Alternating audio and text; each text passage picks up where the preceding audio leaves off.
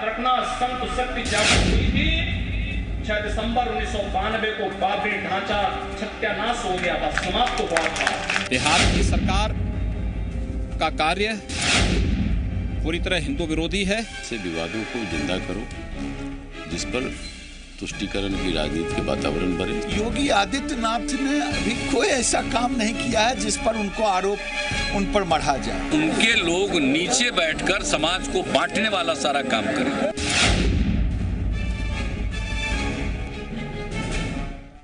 नमस्कार, आप देख रहे हैं बड़ी बहस। मैं हूं आपके साथ सुमित झा।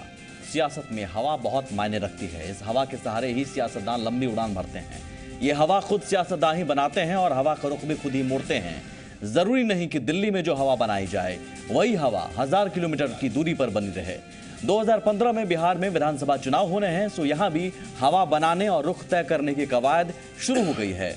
जो नेता दिल्ली में विकास की हवा चलने का दावा करते हैं, वो बिहार आते आते हिंदुत्व और दलित महादलित की हवा के सहारे मिशन 2015 फतह करने की कवायद में दिखते हैं। जिस बिहार की सियासत में विकास की बातें होने लगी थी, उस बिहार में अब धर्म की धमक सुनाई देने लगी है और जाति की सियासी इबादत होने लगी है। तो क्या विकास का फसाना सिर्फ बहाना था? अपने बयानों से विवादों में रहने वाले बीजेपी सांसद योगी आदित्यनाथ बिहार में आए तो सियासी हवा में गर्माहट महसूस होने लगी।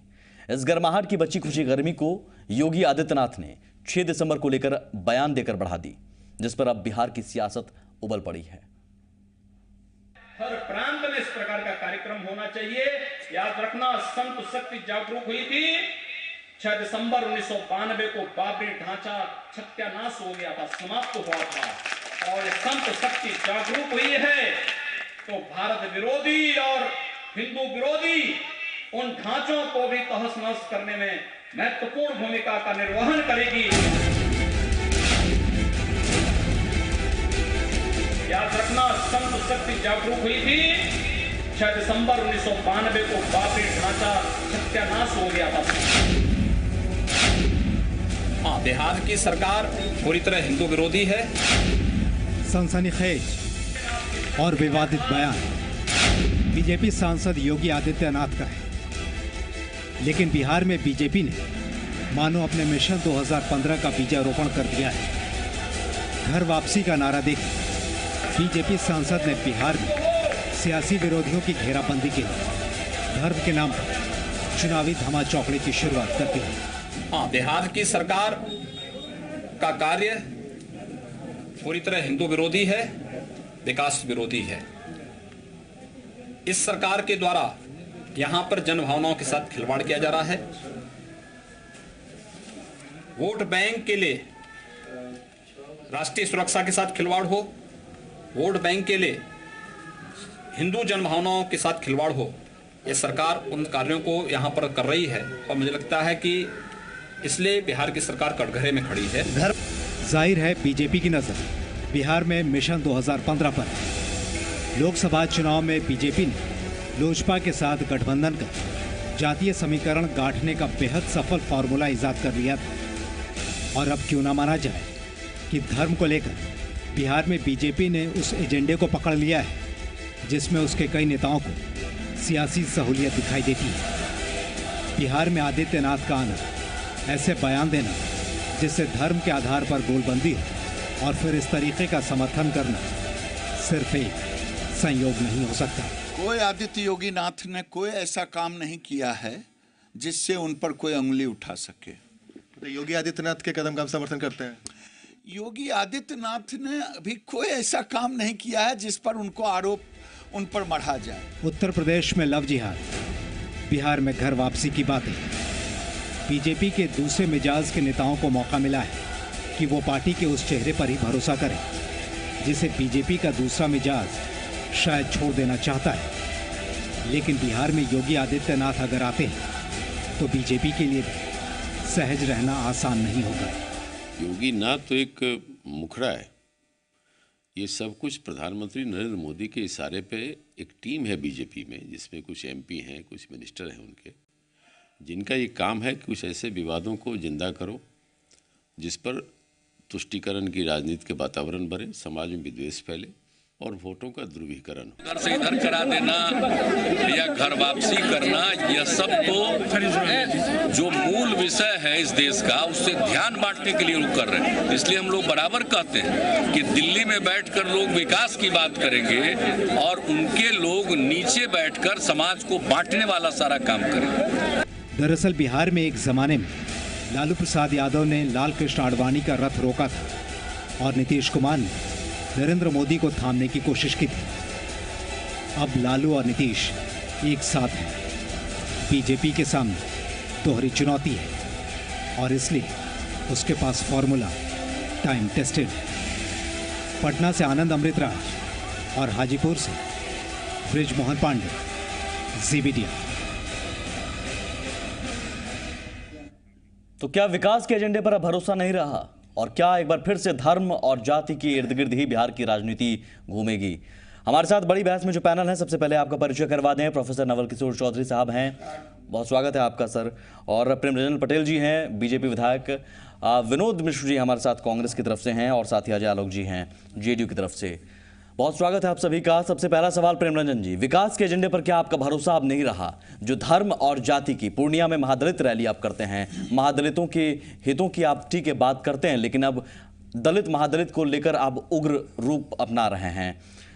आज योगी आदित्यनाथ ने जो कुछ कहा, जाहिर है वो विवादों भरा न सिर्फ है बल्कि एक ऐसे मुद्दे पर बयान देना जिस मुद्दे पर बहुत लंबे अरसे से विवाद चल रहा है, कोर्ट में भी मामला चल रहा है, उस मामले को बार बार जिक्र करना बिहार में आकर। क्या बिहार विधानसभा चुनाव मिशन 2015 के लिए धर्म और राजनीति आप जातीय एक मुद्दा रहेगा आपके लिए?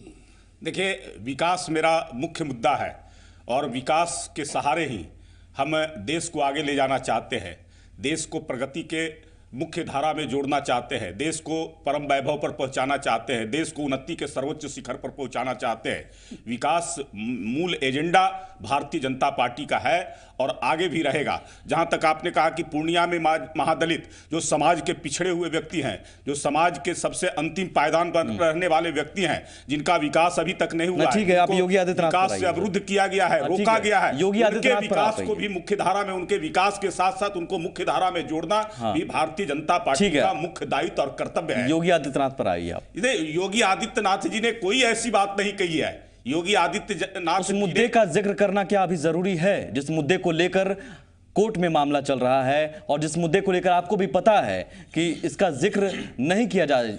नहीं, मामला कोर्ट में चल रहा है। इसको कई बार जो है भारतीय जनता पार्टी ने कहा है कि बाकी दल इसमें सियासत नहीं करे, राजनीति नहीं करे, सिर्फ आप करें। कोर्ट जो है जब फैसला आएगा, कोर्ट के फैसले के आधार पर मंदिर का निर्माण होगा। उससे पहले क्यों जिक्र करना जरूरी है? लेकिन जो उसके खिलाफ बाबरी मस्जिद बाबरी एक्शन कमेटी का जो हामिद अंसारी जो खुद पैरवीकार था और कोर्ट में लड़ रहा था, उसके खिलाफ नहीं, मुझे ये बताइए, अगर आप विकास की बात कर रहे हैं सर प्रेमरंजन जी, तो सड़क, पानी, बिजली की बात कीजिए ना। किया गया है, मैं अब इस लड़ाई को नहीं लड़ूंगा। नहीं, मंदिर का निर्माण वहां होना चाहिए। ठीक है, खुद जो है बाबरी मस्जिद एक्शन कमेटी के, मेरे ख्याल से प्रेमरंजन जी ने कहा दिया, जो मेरा सवाल है उसका जवाब मैं चाहता हूं। अगर आप कह रहे हैं विकास की बात, तो बिजली, पानी, सड़क, इन बुनियादी सुविधाओं की आप बात कीजिए। क्यों उन मुद्दों का जिक्र करना जरूरी है आपके लिए? निश्चित रूप से हमारा जो है विकास मुख्य मुद्दा है, एजेंडा है, विकास के कार्य तो फिर आप उन मुद्दों पर क्यों जा रहे हैं?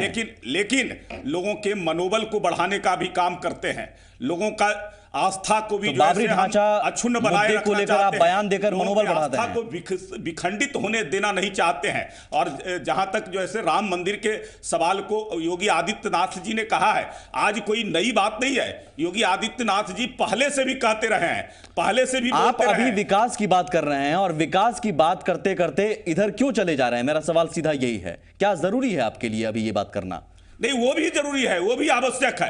तो आप सीधे कहिए कि हाँ, हम धर्म की राजनीति भी करेंगे। भारत में हमारा मुख्य ग्रंथ है, जानते हैं, रामायण है। हाँ। और रामायण, यहाँ राम का जन्म हुआ है और राम नहीं, ये सब जानते हैं। नहीं प्रेमरंजन जी, ये सब जानते हैं, लेकिन इन मुद्दों को कहना, बार बार कहना, और एक सम्मेलन आप संत समागम करते हैं, अच्छी बात है, कीजिए, लेकिन उन उस सम्मेलन में इस तरह की बातें, इस तरह की बातों का जिक्र करना, फिर धर्म वापसी, लव जिहाद, क्या इन मुद्दों का जिक्र बार बार करना विकास के एजेंडे से आपको भटकाता नहीं है, या फिर हम ये मान लें कि विकास के एजेंडे पर आपको भरोसा नहीं रहा? नहीं, भटकाता नहीं है। हम विकास तो मुख्य एजेंडा है, विकास के कार्य को कर रहे हैं, विकास को आगे बढ़ा रहे हैं, विकास को गति दे रहे हैं। तो ये कौन सा एजेंडा है फिर? लेकिन राम मंदिर का निर्माण भी भारतीय जनता पार्टी और हमारे नेताओं की प्रतिबद्धता है, उसको भी जो है हमको पूरा करना है। कीजिए निर्माण, पहले से हम कहते हैं आप निर्माण करवाइए, आपकी सरकार है, आप निर्माण करवाइए, लेकिन मामला चल रहा है, न्यायालय से फैसला आने के बाद, हाँ, तो फैसले आने का समझौते के आधार पर प्रेमरंजन जी, मंदिर का निर्माण होना मेरे ख्याल से फैसले का इंतजार करना चाहिए था। भारतीय के आस्था का प्रतीक है,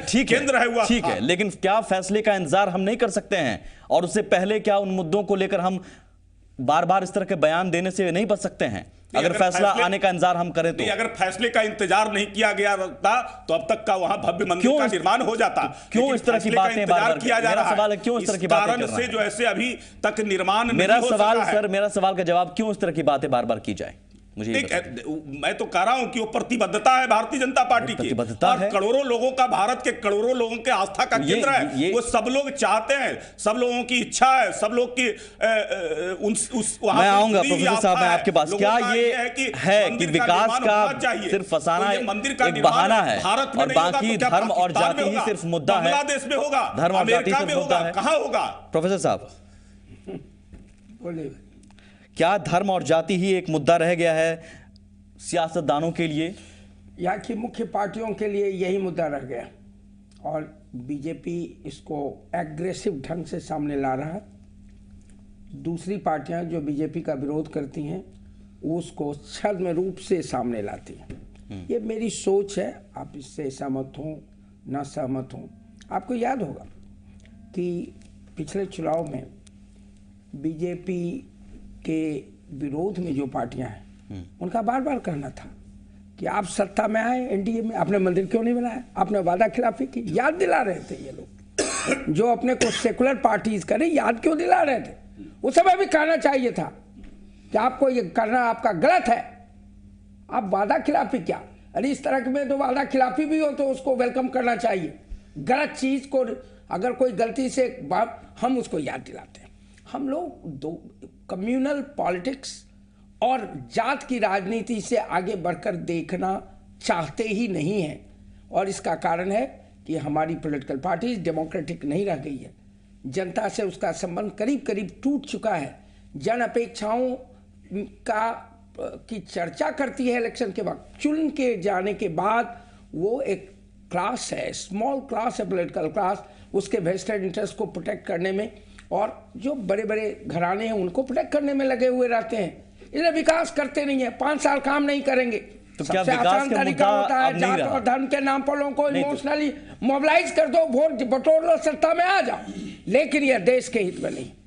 मैं उन लोगों में हूं जो धर्म की तो राजनीति नहीं होनी चाहिए, मैं कट्टर हमारा फेथ बीजेपी आपको लग रहा है जात का भी उपयोग, जात का भी उपयोग राजनीति में नहीं हो, ये मैं चाहता हूं। आइडेंटिटी पॉलिटिक्स को गुड बाय करें, और दुखद ये है कि लोग धर्म की भी राजनीति कर रहे हैं, जात की भी राजनीति कर रहे हैं, आइडेंटिटी पॉलिटिक्स कर रहे हैं, इंटरेस्ट पॉलिटिक्स। गरीबों की बात कीजिए, बेरोजगारों की बात कीजिए, गरीब लोगों की शिक्षा की बात कीजिए, गरीब लोगों के स्वास्थ्य की बात कीजिए, देश को आगे बढ़ाइए, लैंड रिफॉर्म्स की बात कीजिए। जात धर्म में उलझकर, और सबसे आसान तरीका है जात धर्म के नाम पर देश को बांट दो, लोगों को मोबिलाइज कर लो, 2 दिन में वोट बटोर लो, सत्ता में आ जाओ। तो क्या यही स्ट्रैटेजी है प्रेमरंजन जी? यही नीति है, यही स्ट्रैटेजी है प्रेमरंजन जी? देखिए, स्ट्रैटेजी तो बाकी दल इस प्रकार के अपनाते हैं। भारतीय जनता पार्टी की स्ट्रेटजी तो विकास है, और उसके सहारे जो समाज के अंतिम मुझे बस बता दीजिए सर कि विकास है तो विकास में बिजली आता है, सड़क आता है, पानी आता है, बाबरी ढांचा विकास में कहां आता है? मुझे बता दीजिए। जो प्रतिबद्धता है उस प्रतिबद्धता सर मुझे बता दीजिए प्रेमरंजन जी, जनता पार्टी का है। विकास के मुद्दे में बाबरी ढांचा कहां है? बिजली, सड़क, पानी ये विकास के मुद्दों में है शामिल, लेकिन बाबरी ढांचा कहां है? वो आस्था का प्रतीक है। करोड़ों भारतीय का जो ऐसे आस्था उससे जुड़ी हुई है। फैसले का इंतजार चाहते हैं, तो आप फैसले का इंतजार मत कीजिए। और केवल जो है से एक वर्ग, एक तो फिर अगर आपने देखिए, आप एक तरफ कह रहे हैं प्रेमनंद जी, तमाम मजहब के लोग चाहते हैं। आप देखिए, आप एक तरफ कह रहे हैं कि हम फैसले का इंतजार कर रहे हैं, और उससे पहले ही आप कह रहे हैं कि वहां आस्था का प्रतीक है, तो क्यों नहीं आप फैसले का इंतजार कर पा रहे हैं? अगर नहीं कर पा रहे हैं तो आपकी सरकार फिर एक्शन ले, आपकी केंद्र की सरकार है, बना दे। मैंने पहले भी कहा कि अगर फैसले का अगर इंतजार नहीं किया गया होता तो अब तक वहां फिर इस तरह की बातें करना जरूरी है क्या सर? और आप जान ले कि जिस प्रकार से जो ऐसे, अब मैंने कहा ना कि बाबरी मस्जिद एक्शन कमेटी के जो मुख्य जो ऐसे न्यायालय में फैसला नहीं आया ना, जो सर फैसला नहीं आया थे, लड़ाई मुझे बस बता दीजिए, फैसला आ गया है तो मुझे उन्होंने खबर दे दीजिए। स्वयं उन्होंने मुझे सर फाइनल फैसला बता दीजिए सर, फैसला आया क्या? राजनीतिक प्रेम रंजन जी, मंदिर का निर्माण ठीक है, उस आधार पर आप करवा दीजिए, आपकी सरकार है तो उस आधार पर आप करवा दीजिए, आपकी सरकार है तो फिर फैसले का इंतजार क्यों कर रहे हैं आप? फैसला का इंतजार कर रहे हैं। अगर फैसले का इंतजार कर रहे हैं तो फिर इंतजार कीजिए सर, फिर इस तरह की बातें करना क्या बेईमानी नहीं है? मैं बार बार कर रहा हूं कि मंदिर का निर्माण हो गया होता, कोई रोक नहीं सकता था, लेकिन ठीक है, मैं अजय जी आपके पास न्यायालय के फैसले के कारण क्या एक बार फिर से धर्म जाति के इर्द गिर्द ही बिहार की राजनीति को ले जाने की कोशिश हो रही है? आप भी जाति की बात कर रहे हैं, आप भी दलित महादलित की बात कर रहे हैं, पिछड़े अति पिछड़ों की बात कर रहे हैं, सीएम मान जी करते हैं 22% आबादी हमारी, तो क्या आप जाति फिर ला रहे हैं? जनता दल परिवार एक बार फिर से इकट्ठा हो रहा है और धर्म की बात इधर हो रही है, तो धर्म और जाति के इर्द गिर्द ही राजनीति घूमेगी फिर से? विकास की राजनीति अब खत्म? आप बार बार भारतीय जनता पार्टी के मित्र से पूछ रहे थे कि आप लोग विकास की बात करते हैं, विकास की बात करते हैं, वो जवाब ही नहीं दे रहे थे। अरे उनको कहना चाहिए कि बिल्कुल विकास की बात करते हैं। कम्युनलिज्म का विकास कैसे हो इस देश में, इसी की बात करते हुए हमारा जन्म हुआ है, इसी को लेकर हम जवान हुए हैं, हम बूढ़े भी होंगे इसी को लेकर, हम मरेंगे भी लेकर इसी को। बड़ा सिंपल सा आंसर है, क्यों नहीं दे रहे थे मुझे समझ में नहीं आ रहा है। अब दूसरी बात मैं आपको बताता हूं, एक कहावत आपने सुनी होगी, कौवा हंस की चाल चले लंगड़ा कर थोड़ा थोड़ा। तो इन्होंने कोशिश की थी हंस बनने की लोकसभा चुनाव में, काला धन वापस लाएंगे, बेरोजगारी खत्म कर देंगे, हर एक नौजवान को रोजगार दे देंगे, महंगाई घट जाएगी, बिल्कुल राम राज्य स्थापित हो जाएगा, कोई मुद्दा इस देश में नहीं रहेगा, सड़क रहेगी, बिजली रहेगी, सबको घर मिल जाएगा, शौचालय हो जाएगा, स्वच्छ भारत अभियान, तमाम तरह के ये हंस की चाल चले। लेकिन जब इस हंस की चाल में जनता जवाब मांगने लग गई 6 महीनों में, 2 महीने में, कि भैया आपको 6-7 महीने होने जा रहे हैं, आपने किया क्या? तो मुद्दे को भटकाना है कहीं ना कहीं, तो वापस कौवा वाली चरित्र पे आ गए, जो इनका काला चरित्र है, कि क्या करना है, कैसे भटकाना है। तो सबसे आसान तरीका है, धार्मिक उन्माद फैलाइए। धार्मिक उन्माद क्या किया? घर वापसी करेंगे हम। किनकी वापसी करेंगे? जिनके पुरखे 200 साल, 400 साल, 500 साल, 1000 साल पहले बाई फोर्स या आप अपने मन से कैसे भी दूसरे धर्म को परिवर्तन कर लिया, वापसी हिंदू धर्म में आप आइए, आपका हम स्वागत करेंगे। भाई साहब, एक सिंपल सा प्रश्न का जवाब दीजिए। भारतीय जनता पार्टी के शीर्ष नेतृत्व के लोग को जवाब देना चाहिए। आपको घर वापसी करवानी है तो सबसे पहले मुख्तार अब्बास नकवी की करवाइए, शहनवाज हुसैन जी की करवाइए, वो तो आपके घर में है, उनको आप पूछ नहीं रहे, बाहर के लोगों को बुला रहे हैं वापसी करवाने। आप होते कौन है? हिंदू धर्म के आप ठेकेदार हो गए? आप किसको वापसी करवा रहे हैं? किससे पूछ के करवा रहे हैं? आप शंकराचार्य हैं? इन्होंने देश का ठेका ले लिया धर्म का। जवाब दीजिए। इनके पास, अरे मुख्तार अब्बास नकवी को करवा लें, पहले घर बुला लें उनको, इनके पास शहनवाज हुसैन को बुलाएं, उनका नामकरण भी कर दें, मैंने सोचा हुआ है। जवाब दीजिए सर। नहीं, जिस प्रकार से लोकसभा में देश की जनता और बिहार की जनता ने नकार दिया, वैसे जो ऐसे तथाकथित सांप्रदायिक जो अपने आप को सेकुलर पार्टियां कहते हैं, नकार दिया, कोई मुद्दा नहीं है। अब भारतीय जनता पार्टी ये चाहते हैं कि भारतीय जनता पार्टी को घेरे में ले। विकास के मुद्दे पर आप आए थे, विकास कम्युनिज्म का विकास हो रहा है, विकास के मुद्दे पर आए थे। आपने लोकसभा चुनाव के दौरान तो कहीं भी घोषणा पत्र में नहीं कहा था कि हम आएंगे तो घर वापसी करवाएंगे। हंस बने हुए थे, हंस। आपने नहीं कहा था ना, फिर ये एजेंडा क्या? कोई स्वेच्छा से आता है, हर व्यक्ति को देखिए, आपके सांसद अभियान चला रहे हैं, नहीं, भारत के सांसद अभियान चलाने का प्रस्ताव पारित कर रहे हैं। भारत के संविधान में हर व्यक्ति को अपने मजहब, साधु समाज नहीं, एक योगी आदित्यनाथ सांसद भी है। 2 लाख रुपए देके, 5 लाख रुपए देके नहीं सर। अगर कोई स्वेच्छा से अपना धर्म परिवर्तन करता है, बहुत जो ऐसे आप जरा जाकर के देख लीजिए, जो आदिवासी इलाका है, झारखंड का इलाका, आगरा में एफआईआर दर्ज क्यों होती है? आगरा में एफआईआर दर्ज क्यों होती है? लोगों को तो फिर आगरा में एफआईआर दर्ज क्यों होती है? गिरफ्तारी भी हो जाती है। कभी संसद के अंदर में किसी सांसद या कोई ने आवाज उठाने का काम किया? पटेल साहब, बस एक बात का जवाब दीजिए। सवाल एक है, आगरा में एफआईआर दर्ज। पटेल साहब, एक सवाल है, शहनवाज हुसैन और मुख्तार अब्बास नकवी को क्यों नहीं घर वापसी करवा रहे? सबसे पहले इसलिए कि वो ऐसी सरकार है, वहां जबरदस्ती जो ऐसे भारतीय जनता पार्टी के नेताओं को झूठे मुकदमे में फंसाना, झूठे आरोप लगाना, यही काम अब रह गया है। उनके पास कोई मुद्दा नहीं है। तो फिर झारखंड का मसला क्या था? चुनाव में उत्तर प्रदेश की सरकार को नकार दिया, उत्तर प्रदेश की जनता ने उनको दिखा दिया, आईना दिखा दिया। झारखंड का मसला क्या था? झारखंड में भी फिर यही बात कही जा सकती है कि ये झूठे आरोप हैं, झारखंड धर्मांतरण वाला मैंने कहा ना कि केवल एक राज्य का मामला नहीं है, देश के विभिन्न इलाकों का मामला झारखंड है। में अलग आदिवासियों झारखंड का जो मैं इशू कह रहा हूं बनाया गया, उस पर गौर इसका कीजिए। मामला आज तक क्यों नहीं लोगों ने उठाया? झारखंड बड़ी मसले संख्या में लोगों झारखंड को मसले ईसाई को क्या बनाया, रहे सब कहेंगे दिमाग आप? दिखा करके उनके झूठे प्रलोभन देकर करके उनको तरह तरह के लोगों को बुला लीजिए। गोवा के आपके मंत्री हैं, अगर उनको जबरन ईसाई बनाया गया, अल्फ्रेड डिसूजा के मां बाप कोई आवाज नहीं उठाता बुला है। लीजिए। जब हिंदुओं आपके दल के हैं, मुसलमान बनाया जाता है तो उस पर कोई आवाज नहीं उठती है। लेकिन अगर जबरदस्ती जिनको मैं विनोद जी आपके पास आऊंगा एक ब्रेक के बाद, अगर वापस लेकिन प्रेमरंजन जी सवाल मेरा सीधा सा सवाल है। नहीं दल के लोगों को बुला लीजिए पहले घर वापस। सीधा सवाल है, होते कौन है सीधा हिंदू सा धर्म सवाल बुलाने वाले? है कि मोदी सरकार आने के बाद ये घर वापसी, धर्मांतरण जैसे मुद्दे अचानक इतने तेज स्वर में क्यों सुनने को मिल रहे हैं? ये तो आपके एजेंडे में नहीं था। आपको वोट दिया गया था बिजली के मुद्दे पर, आपको वोट दिया गया था पानी के मुद्दे पर, आपको वोट दिया गया था सड़क के मुद्दे पर, लेकिन उन मुद्दों के अलावा अब उन मुद्दों की आवाज भी नहीं सुनाई दे रही है। घर वापसी, धर्मांतरण, इन मुद्दों को लेकर क्यों? बाकी पार्टियों के पास अब कोई मुद्दा नहीं रह गया है। तो आपके पास भी तो नहीं है। काम कर रही है, विकास का काम कर रही है, लोगों के दिलों तक समाने का काम कर रही है, लोगों की आस्था का केंद्र ये सरकार बन चुकी है। ब्रेक लेंगे सर, ब्रेक के उस पार जरा ठोस तर्क के साथ जवाब दीजिएगा प्रेमरंजन जी प्लीज। दर्शक सुन रहे हैं, तर्कपूर्ण जवाब दीजिएगा।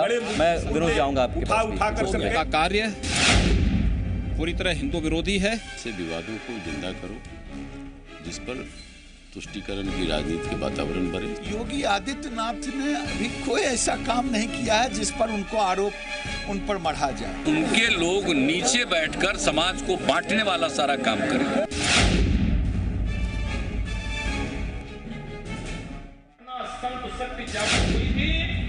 6 दिसंबर 1992 को बाबरी ढांचा सत्यानाश हो गया था, समाप्त हुआ था। बिहार की सरकार का कार्य पूरी तरह हिंदू विरोधी है। से विवादों को जिंदा करो जिस पर तुष्टीकरण की राजनीति के वातावरण बने। योगी आदित्यनाथ ने अभी कोई ऐसा काम नहीं किया है जिस पर उनको आरोप उन पर मढ़ा जाए। उनके लोग नीचे बैठकर समाज को बांटने वाला सारा काम करें।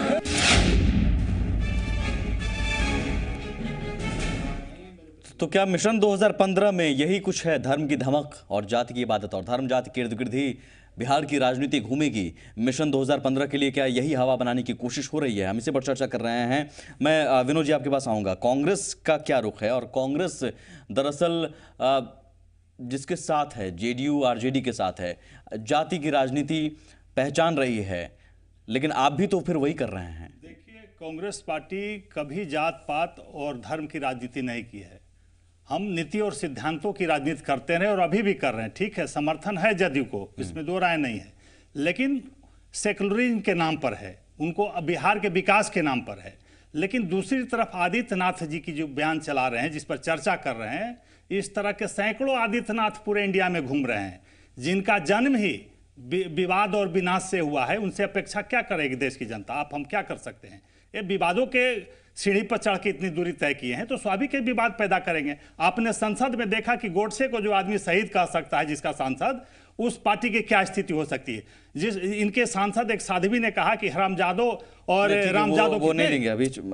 मैं चाहता हूं कि उन मुद्दों पर चर्चा का विषय है। तो आदित्यनाथ घूम रहे हैं गली गली में, इस तरह की बातें और करेंगे, पूरे देश में अशांति फैलाएंगे, क्योंकि उसका इन्होंने देखा है। लेकिन भारत की जनता ने इन्हें बहुत ज्यादा बहुमत नहीं दिया है, भ्रम में है। बहुमत 30-31% मात्र मत मिले इन्हें। ये भ्रम में है कि हिंदुओं का वोट मिला एक तरफा। ये भूल जाएं कभी भी ये बात। लेकिन जाति को लेकर गोलबंदी फिर से बिहार में तो हो रही है। जात की, देखिए, जात की नहीं हो रही है, विपक्षी पार्टियों की गोलबंदी हो रही है, जिसका फायदा इन्होंने उठाया। ये हिंदू की बात करते हैं, विपक्षी पार्टियों की कमजोरी का फायदा उठाकर भाजपा गद्दी में आई है। वो हिंदुत्व के नारे पर पहली बार राम मंदिर के नाम पर इन्होंने ईंटा वसूला, 1-1 रुपया वसूला। कहां गया? जवाब दे देश की जनता को। ये सारे रुपया भाजपा के नेता खा गए और 1-1 ईंटा बेच करके खा गए हैं। ये क्या देश के विकास और आपने क्यों नहीं हिसाब लिया? जब आपकी सरकार विकास की बात करेंगे, आपकी सरकार थी तो आपने क्यों नहीं हिसाब लिया? क्या हिसाब हमने दिया? आज महाशक्ति है भारत, ऐसी बातें आप करते हैं। आज एक महाशक्ति के रूप में स्थापित है कांग्रेस पार्टी के शासनकाल में। आज मंगलयान तक मंगल पहुंच गया भारत। विनोद जी, आप 1-1 रुपए का हिसाब लेते? निश्चित देते हैं। हमारा नेतृत्व शुरू से नहीं लेना चाहिए। मैं कह रहा हूं जो आपने राम मंदिर की बात कही है, एक-एक ईंट के बदले जो पैसा उगाही आपके मुताबिक की गई, तो आप हिसाब लेते हैं। जनता मांगेगी ना, चूंकि जनता से इन्हें मांगा आपकी सरकार थी, आप जांच करवा सकते थे सर। अभी लोहा वसूल रहे थे नरेंद्र मोदी जी पूरे देश से, वो भी बेच दिए होंगे संभवतः। ठीक है प्रेमरंजन जी, क्या इस तरह के बयान देने की जरूरत है अभी, और अगर ऐसा हो रहा है तो क्या ये स्ट्रैटेजी बार बार, ठीक है नरेंद्र मोदी जी आते हैं, माफी मांग लेते हैं किसी सांसद के बयान पर, आपत्तिजनक बयान पर, कहते हैं नए नए हैं, लेकिन उसके बाद भी सुधरता कहां है? सिलसिला लगातार जारी है, और अगर सिलसिला जारी है तो क्यों ना हम कहें कि आप फिर से उसी राजनीति की ओर अग्रसर हैं जिस राजनीति के लिए आप जाने जाते रहे हैं। विकास की बातें आप सिर्फ कहने के लिए करते हैं। देखिए, कांग्रेस सबसे पहले तो कांग्रेस है जो तुष्टीकरण की राजनीति करती रही, आपसे सवाल और इसके कारण आज तक ये बहुमत में नहीं, ये पहली ऐसी अवसर है 30 वर्षों के अंदर में जो बहुमत की सरकार बनी है। कांग्रेस 415 सीट राजीव गांधी 30 वर्षों के अंदर में मैं कह रहा हूं विनोद जी की 30 वर्षों के अंदर जो मैंने सवाल किया सर, मैं चाहता हूं सवाल का जवाब छोड़ दीजिए। मैं वर्षों के अंदर में सवाल दूसरी बात ये कांग्रेस की छोड़ दीजिए। कोयला को भी जो है जिस मुद्दे पर हूं मैं उस मुद्दे पर आप मुझे जवाब दीजिए। लोगों को, तरंगों को, फिर आप भटका रहे हैं, जो तरंगों को, हवा को भी बेचने का किया, देश की जनता की अरमानों को और सपनों को कांग्रेस ने बेचने का काम किया है। ये कांग्रेस क्या बात करेंगे? कांग्रेस को देश की जनता ने नकार दिया। मेरे ख्याल से आपके पास जवाब नहीं है, फिर मैं मान लूं। नहीं, कांग्रेस, मैं जो सवाल पूछ रहा हूं उसका जवाब नहीं है। जवाब नहीं देंगे, ये बोलेंगे, मैं जो जवाब, मैं जो शक्ति के रूप में कांग्रेस के लोग बोलेंगे, मैंने सवाल किया, देश की जनता ने नकार दिया, चुपचाप सुनते रहेंगे, आप उसको बचा रहे हैं आप इस प्रकार से। जो मैंने आपसे सवाल किया सर, मैं उस सवाल का जवाब चाहता हूं। नहीं, देखिए, भारतीय जनता पार्टी कभी भी जो वैसे जब साक्षी महाराज या साध्वी निरंजना जी का बयान आया, उसको लेकर करके हमारे प्रधानमंत्री जी ने स्वयं जो है उससे क्षमा मांगी, और वो दोनों सांसद संसद के अंदर में उन्होंने अगर किसी को उस बात से किसी को कष्ट पहुंचा हो, देश को तकलीफ है, पूरे देश के आप ठेकेदार नहीं है, गांधी के हत्यारों को आप कहते हैं शहीद, पूरे देश के ठेकेदार नहीं है।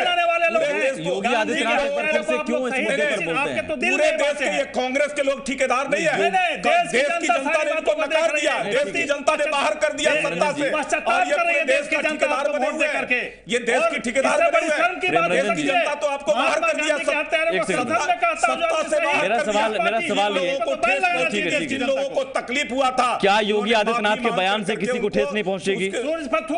योगी आदित्यनाथ के बयान से किसी को ठेस नहीं पहुंचेगी, और योगी आदित्यनाथ के बयान देने का टाइमिंग या फिर इस बयान को देने की जरूरत है? नहीं, अगर किसी सांसद ने कोई बयान दिया 6 दिसंबर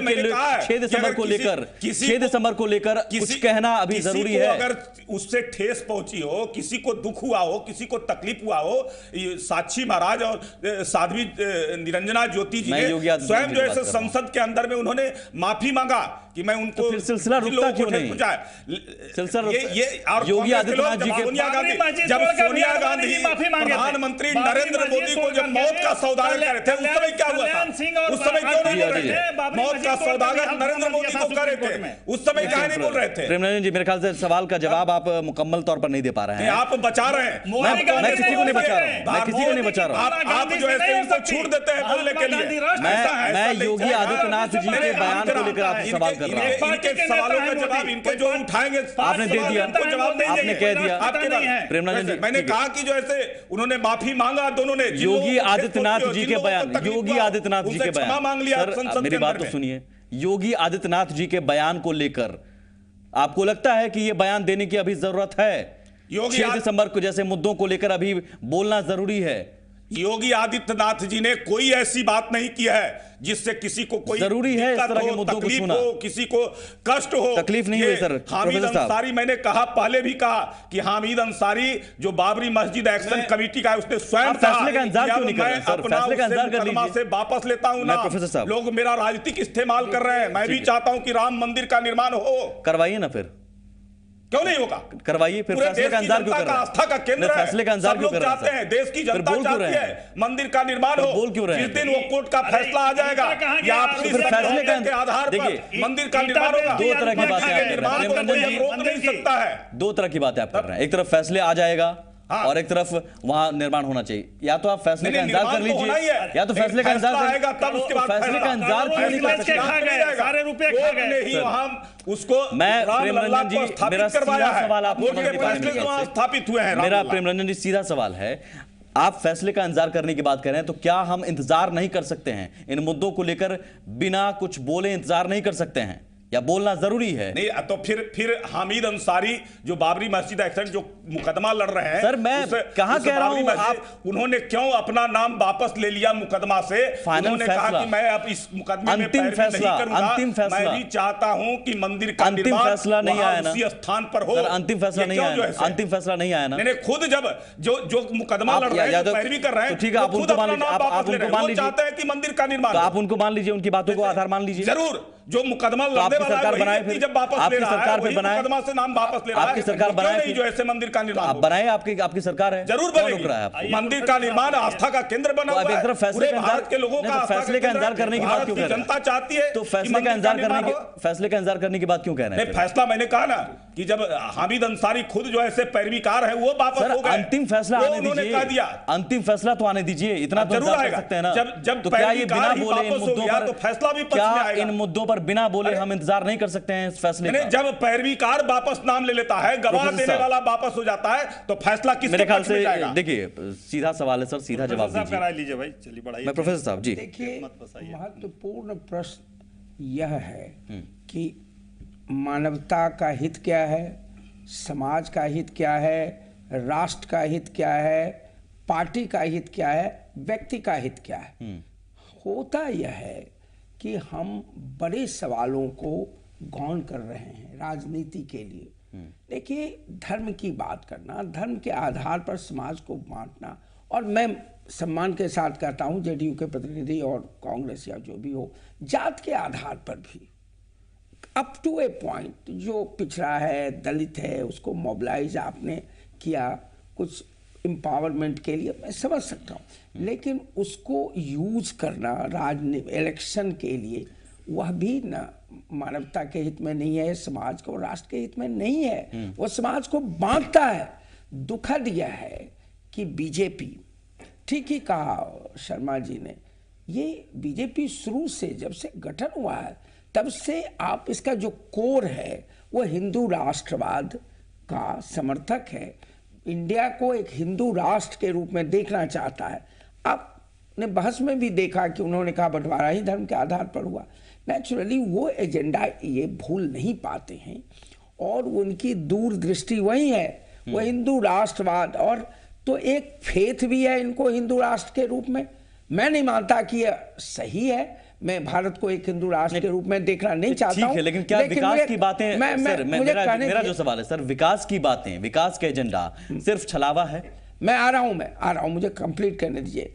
वो मेरा फेथ भी है, और रणनीति के तहत भी ये नहीं होना, लेकिन हो क्या रहा है कि जाति और धर्म रणनीति के रूप में कारगर साबित हो रहा है। धर्म के नाम पर आप आसानी से मोबिलाइज कर सकते हैं, आप वोट बटोर सकते हैं बिना ठोस रोड बनाए, बिजली दिए, पानी, शिक्षा, स्वास्थ्य कर। जात के नाम पर क्या हमने 15 साल नहीं देखा शासन? क्षमा कीजिएगा, नहीं देखा।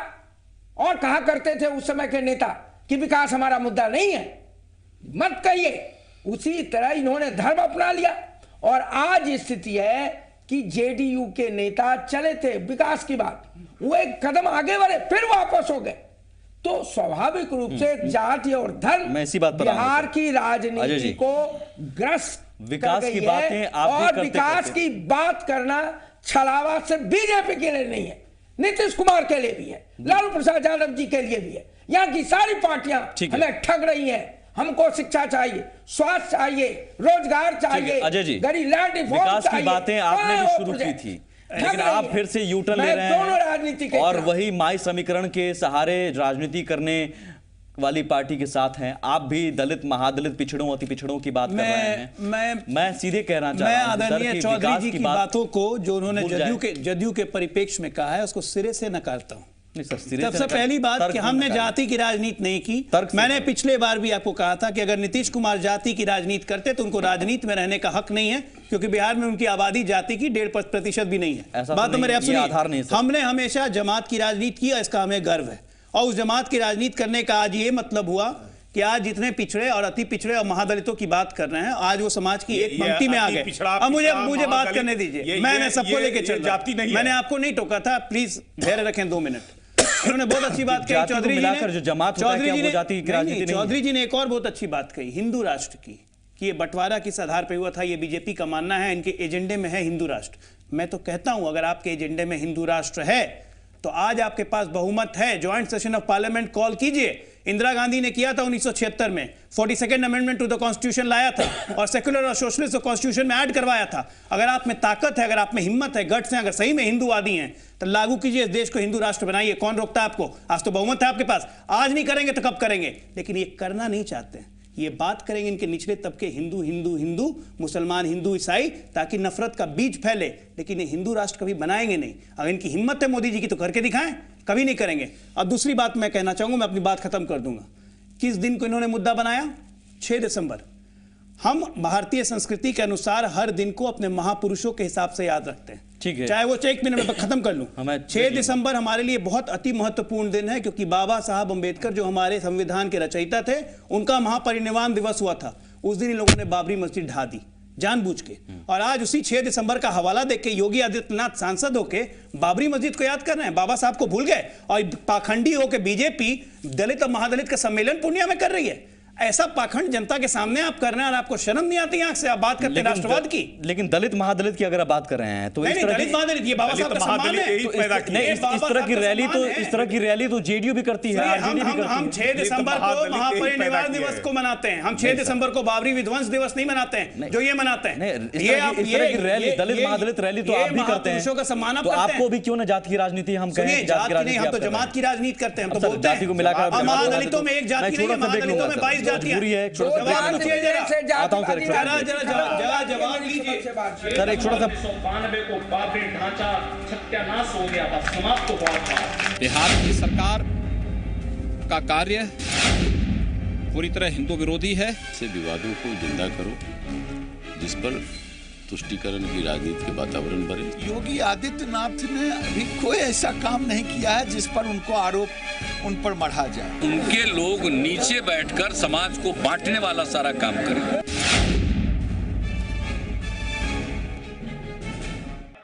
संत शक्ति जागृत हुई थी। 6 दिसंबर 1992 को बाबरी ढांचा सत्यानाश हो गया था, समाप्त हो गया था। बिहार की सरकार का कार्य पूरी तरह हिंदू विरोधी है। से विवादों को जिंदा करो, जिस पर तुष्टीकरण की राजनीति के वातावरण बने। योगी आदित्यनाथ ने अभी कोई ऐसा काम नहीं किया है जिस पर उनको आरोप उन पर मढ़ा जाए। उनके लोग नीचे बैठकर समाज को बांटने वाला सारा काम करें। अंतिम पड़ाव पर हम पहुंच चुके हैं, बहस के अंतिम पड़ाव पर। बहुत छोटा छोटा जवाब मैं चाहूंगा। सबसे पहले मैं अजय जी आपके पास आऊंगा। मैं सीधे आपसे सवाल, जाति की राजनीति क्या आप नहीं करेंगे, विकास की राजनीति करेंगे? क्योंकि मैं सबसे पर्टिकुलर में सवाल क्लियर है। हमारा ट्रैक, हमारा काम बोलता है, हम अपने लिए नहीं बोलते, हमारा काम बोलता है। और नीतीश कुमार जी के कार्यकाल में बिहार में सिर्फ विकास क्यों सीएम मान जी कहते हैं कि 22% आबादी है हमारी, आरक्षण दे दो, सीएम मान जी महादलितों के बारे में कह रहे थे कि महादलित अगर एकजुट हो गया, जो कि 22 जातियों का एक समूह है, वो किसी एक जाति को इंगित नहीं कर रहे थे, वो जमात की बात कर रहे थे। मैं फिर कह रहा हूँ, एक जाति और जमात में अंतर होता है। सीएम मान जी ने कहा 22% है, महादलित ये अंतर होता है क्या? मैं एक बात बस पूछना चाहूंगा, मेरे किसी भी सवाल का भारतीय जनता पार्टी के लोगों ने जवाब नहीं दिया। हिंदू राष्ट्र क्यों नहीं बनाते हैं और इनकी घर वापसी कब करवाएंगे? शहनवाज हुसैन और इनकी जवाब दे दीजिए। अजय आलोक जी कह रहे कि महादलित की हम बात करते हैं, वो जमात है। देखिए मेरे सवाल का जवाब नहीं दे रहे। हिंदू की बात करते हैं, हिंदू जमात नहीं है। नहीं, आप जवाब दीजिए। देखिए प्रधानमंत्री नरेंद्र मोदी के प्रधानमंत्री होने के बाद आज भारत की गौरव और गरिमा बढ़ी है। हिंदू राष्ट्र आप घोषित कर रहे हैं? आप सुन तो लीजिए, गौरव और गरिमा बढ़ी है। जिस प्रकार से विश्व योग दिवस मनाया जा रहा है 21 जून को, हिंदू राष्ट्र आप घोषित कर रहे हैं? संयुक्त राष्ट्र अगर आपके एजेंडे में हिंदू राष्ट्र है, समर्थन से और विश्व योग दिवस, ये भारत आपके एजेंडे में हिंदू राष्ट्र है? नरेंद्र मोदी और भारत के कारण ये संभव हो सकता है। ये अगर देखिए सवाल का जवाब नहीं देंगे तो यही माना जाएगा कि आपके पास जवाब नहीं है। आपके पास जवाब नहीं है प्रेम रंजन जी, आपके पास जवाब नहीं है। मैं यहाँ पर घोषित कर रहा हूँ बहस में अंतिम में, मैं बहस के अंतिम में ये कह रहा हूँ सर प्रेम रंजन जी कि आपके पास मेरे सवालों का जवाब नहीं है।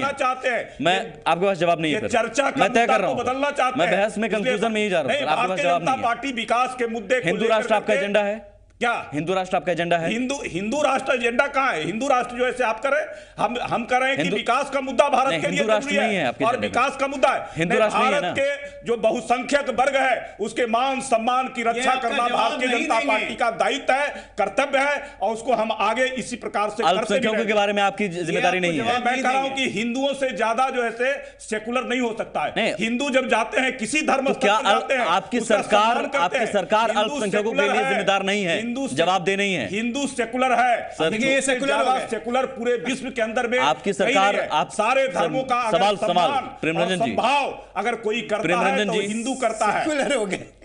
अल्पसंख्यकों के लिए जवाबदेही आपकी सरकार की नहीं है। सारे धर्मों का जो ऐसे यहाँ सम्मान किया जाता है, सम्मान आप कर रहे हैं बाबरी ढांचे को लेकर विवादित बयान देकर। हिंदू अगर बहुसंख्यक साध्वी निरंजन आपका कुछ कहते हैं वो ये सम्मान है। संप्रदाय विभिन्न साध्वी निरंजन अगर यहाँ साध्वी निरंजन का बयान सम्मान है।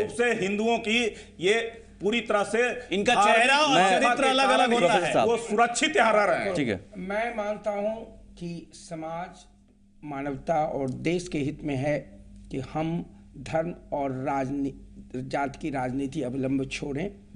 जात जमात में फर्क है क्या? है जात और जमात में फर्क होता है क्या? ये कि ये हास्यास्पद डिफरेंस किया जा रहा कि 2 जात मिल जाएगी तो जातिवादी राजनीति हुई, 5 मिल जाएगी तो नहीं होगी। मैंने उस दिन पिछले दिन भी कहा था अगर 4 ऊंची जातियां बिहार में मिल जाएं तो क्या और राजनीति करें तो वो जातिवादी राजनीति नहीं हुई? Absurd proposition.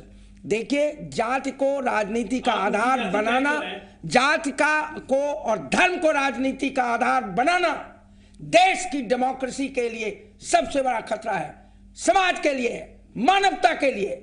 हमको भूलना चाहिए आजादी की लड़ाई में कुर्बान होने वाले लोगों का अपमान है। हमको एक सेकुलर सोशलिस्ट रिपब्लिक का जो कॉन्सेप्ट है हमारे कॉन्स्टिट्यूशन में उसकी ओर बढ़ना चाहिए। सभी धर्मों का, सभी जातियों का सम्मान करना चाहिए। जो गरीब है उनकी विशेष बात हो, चाहे वो किसी जात में हो, किसी धर्म में हो। बहुत छोटा जवाब स्वाभाविक रूप से धर्मांतरण के मुद्दे पर कानून बनाने की बात हो रही है। आप सभी साथ हैं क्या? जी आप दोनों साथ हैं क्या और बाकी पार्टियां साथ हैं धर्मांतरण के मुद्दे पर? धर्मांतरण के मुद्दे पे संविधान में स्थिति स्पष्ट है। कौन से कानून की ये बात कर रहे हैं? हमारे संविधान में इसका उल्लेख किया गया है कि हर व्यक्ति स्वतंत्र है अपने मर्जी से अपना धर्म चुनने का। इस पे कौन सा कानून ना बनाना चाह रहे हैं? हम तो कह रहे हैं कि फोर्सबल कन्वर्शन के खिलाफ कानून बनाइए। आज जो भारतीय जनता पार्टी के लोग कह रहे हैं ईसाई बनाने के लिए 2 लाख का बजट है और मुस्लिम को हिंदू बनाने के लिए 5 लाख का बजट है, इसके खिलाफ कानून क्यों नहीं बनाती है सरकार? कौन मना कर रहा है? लेकिन कन्वर्शन के खिलाफ आप कौन सा कानून बनाएंगे? संविधान का उल्लंघन करेंगे? होता रहा है, संविधान का उल्लंघन करेंगे। कन्वर्शन करता है स्वेच्छा से, अगर कोई धर्म करेगा, धर्म अगर जो ऐसे परिवर्तन करता है, गरीबी इतनी है सर कि आप उसको धर्मांतरण आज विडंबना ये है कि आज गरीबी इतनी है कोई किसी धर्म को अपना लिया मजबूरी बस और वो जनता आपके कहने पर कुछ भी कर लेगी, लेकिन उसका फायदा उठा रहे हैं। भाजपा के लोग दोहरा चरित्र लेके जीते हैं और एक कहावत है कि रोपे पेड़ बबूल का तो आम कहां से होए।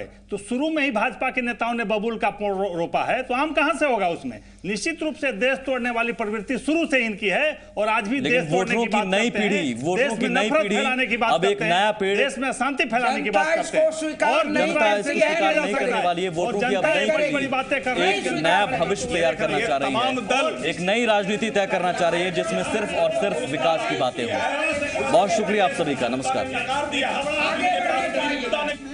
कोई ऐसा काम नहीं किया है जिस पर उनको आरोप उन पर मढ़ा जाए। उनके लोग नीचे बैठकर समाज को बांटने वाला सारा काम करें।